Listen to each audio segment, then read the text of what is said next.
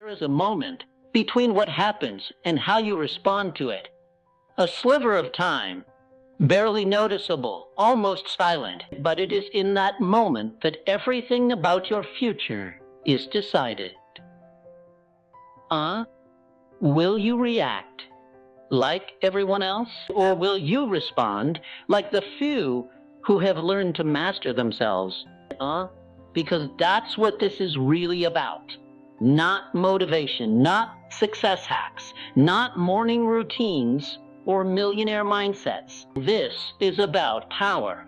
The power to stay unmoved, the power to remain calm while the world burns, to operate in chaos with clarity, to refuse to give your peace away to anything or anyone.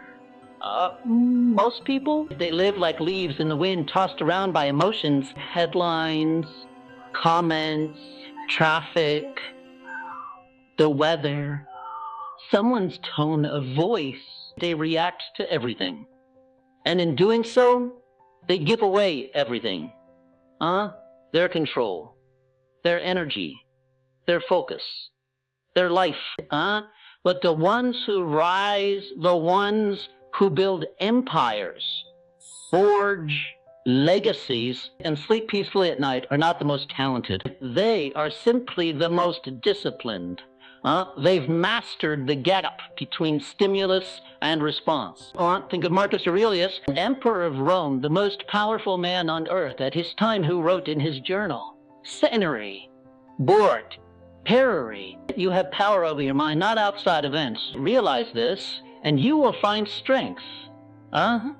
He ruled armies, nations.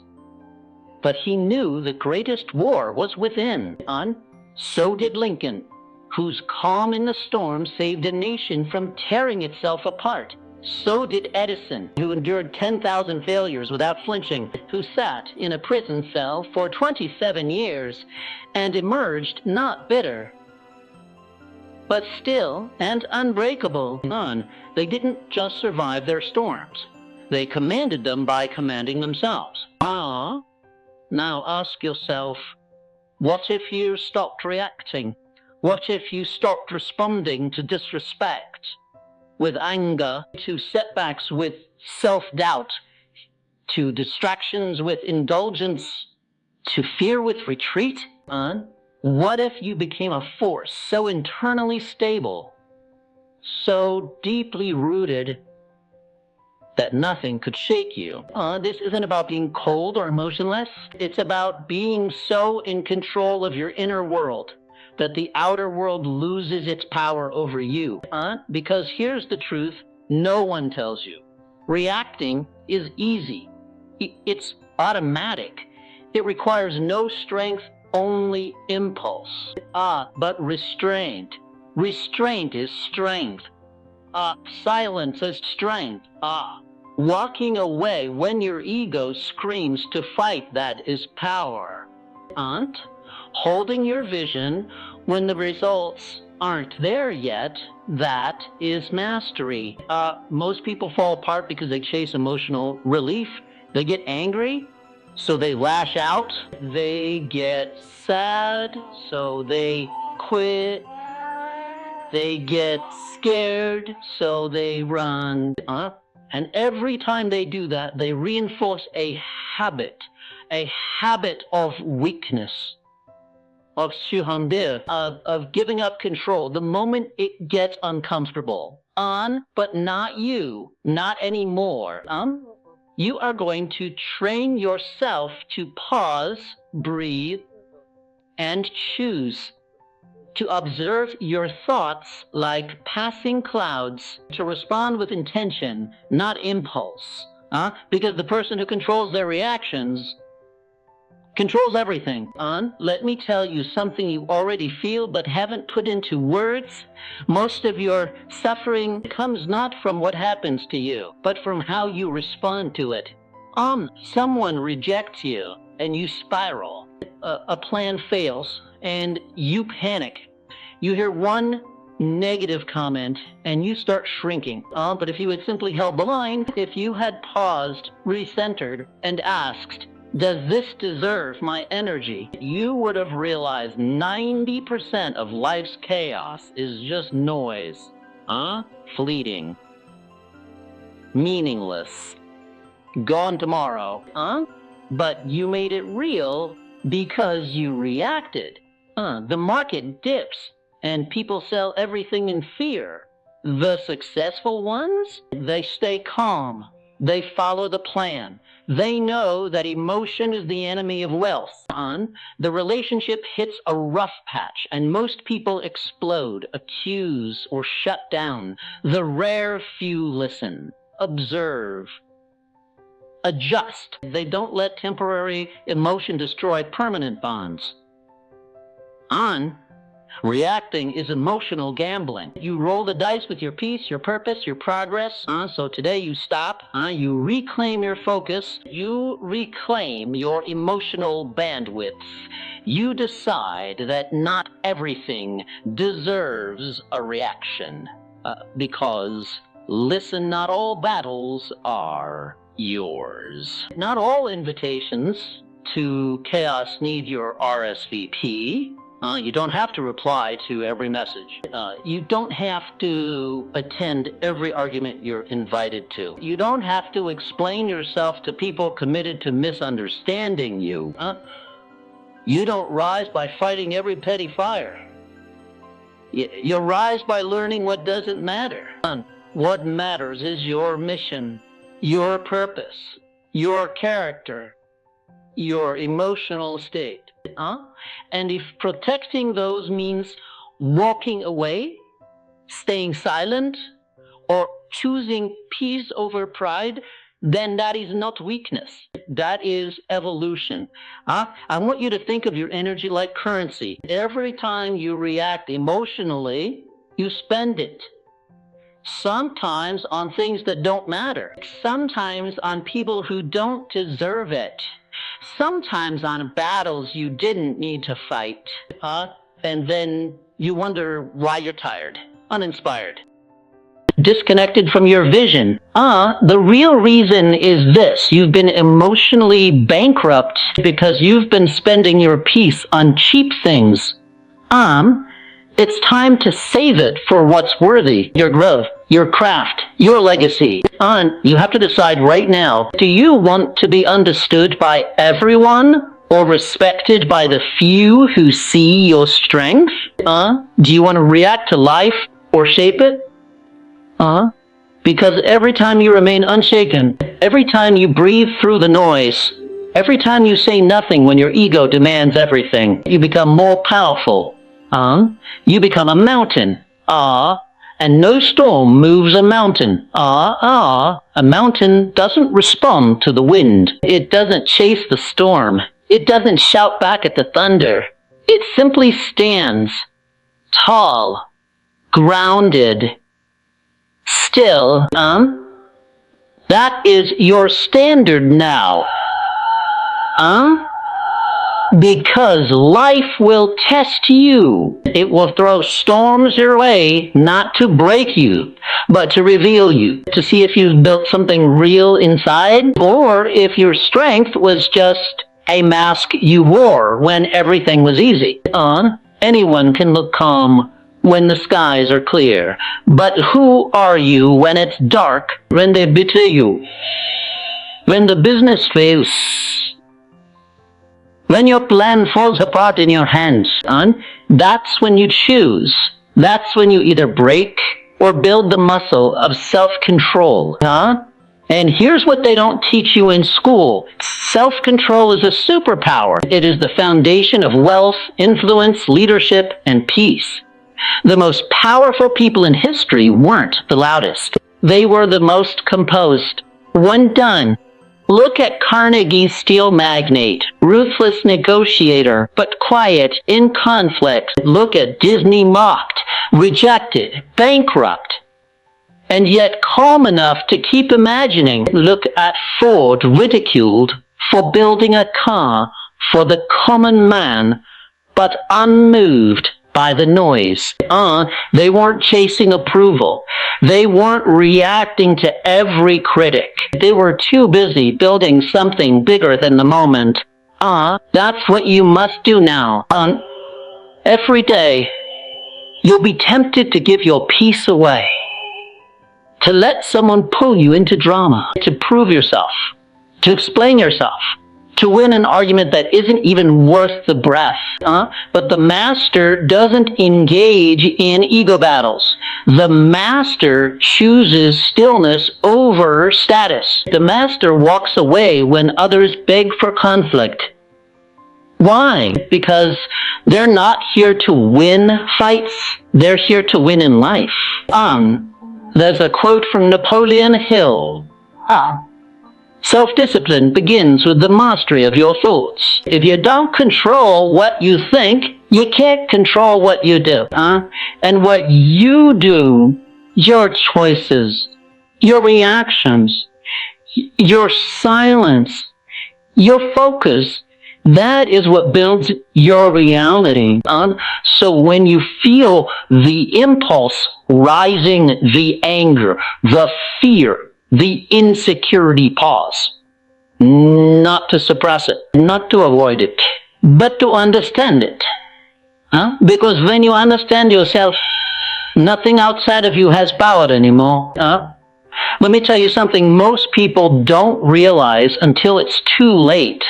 The strongest person in the room is not the one who can throw the hardest punch. It's the one who doesn't need to throw any punches at all. That's the one with real authority. You want to be a leader? Master your reactions. You want to build wealth? Master your emotions. You want to create peace? Master your silence. It starts with one moment today where you catch yourself, where you would have lashed out, but you breathe, where you would have complained, but you redirected your energy, where you would have sunk into fear, but instead you took one step forward. That one moment becomes two. Two becomes 10. 10 becomes a habit. And eventually, you become someone entirely different. You become untouchable. Not because life gets easier, but because you got stronger. Your mind became sharper. Your spili became deeper. Your presence became more powerful. Because now, you're not reacting to life. You're orchestrating it. You're no longer a puppet of emotions. You are the author of your responses. That is evolution. And it doesn't require perfection. It requires awareness. It requires practice. It requires that every time you fail, you learn, you adjust, you rise again. Because let me tell you, mastery is not built in calm waters. It's built in the fire. It's built when your ego is screaming and you choose silence. When your fear is loud and you choose courage. When the world pokes you and you don't flinch. That is the birth of true power. So now you decide, will you be a reactor or a creator? Will you chase noise or protect peace? Will you live as a victim of emotion or rise as the master of your response? The choice isn't made once. It's made every single day in the moments no one sees, in the silence, in the stillness, in the pause. And if you can win there, you can win anywhere. Every day you wake up, life will hand you a series of emotional traps. Some small, some loud, some so subtle you won't even notice them until it's too late. A careless word from someone you love, a delay in your plans, a message that twists your stomach, an unexpected problem screaming for your attention. And every one of these moments is a test of mastery, a test of you.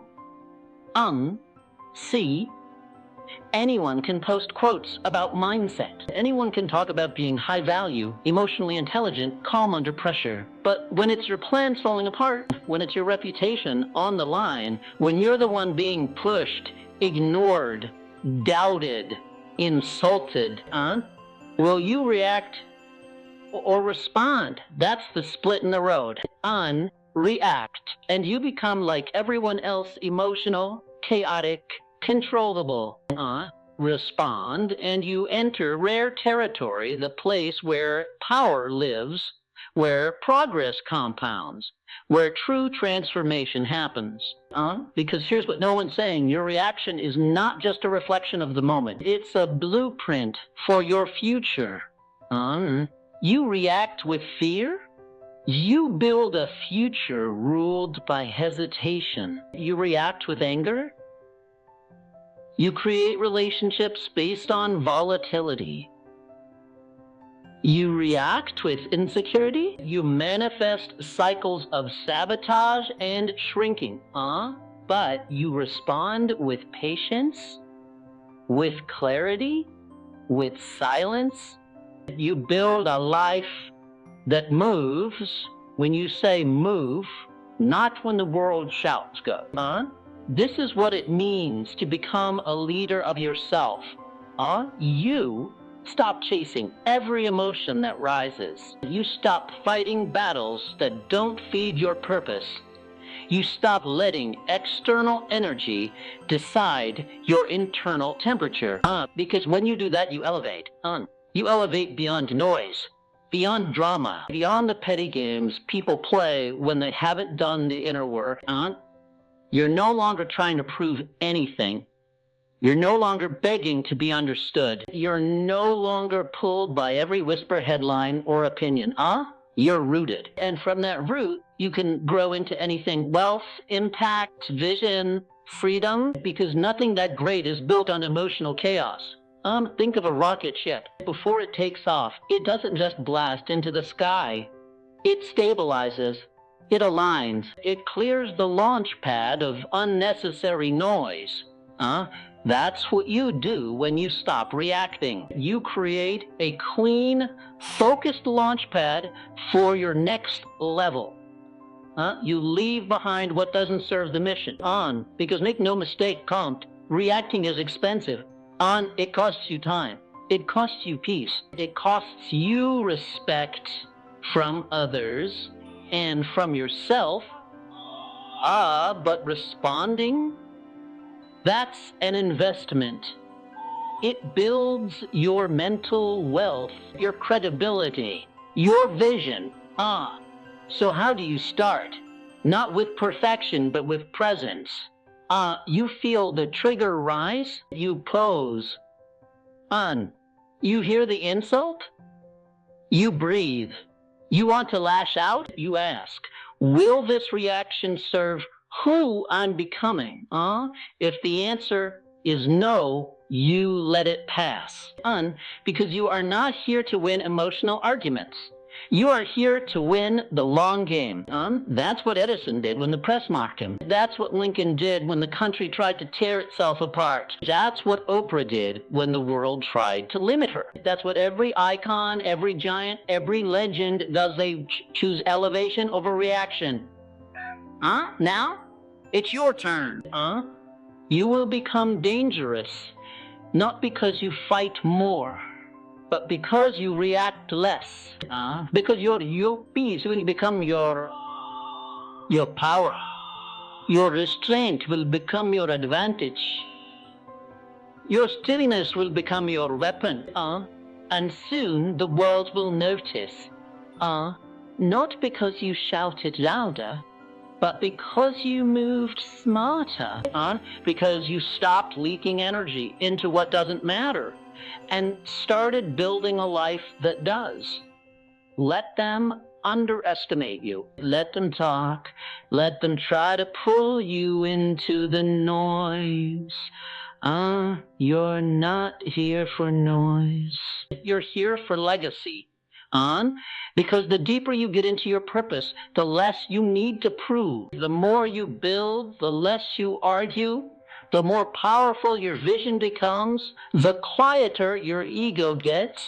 That's the paradox of mastery. The more powerful you become, the less you react. Why? Because you are occupied. You're building a future so real, you don't have time for friction. You don't have time for offense. You don't have time to be distracted by people who haven't paid the price to even understand your journey. You've seen what happens when you let emotions steer the wheel. You veer off course. You delay your vision. You create problems that didn't even need to exist. So now, you walk a new path, one that demands discipline, not just in what you do, but in what you don't do, not just in what you say, but in what you choose to stay silent about, not just in how you fight, but in how you walk away. And you don't walk away because you're weak. You walk away because you've grown, because you understand not every fire is yours to put out.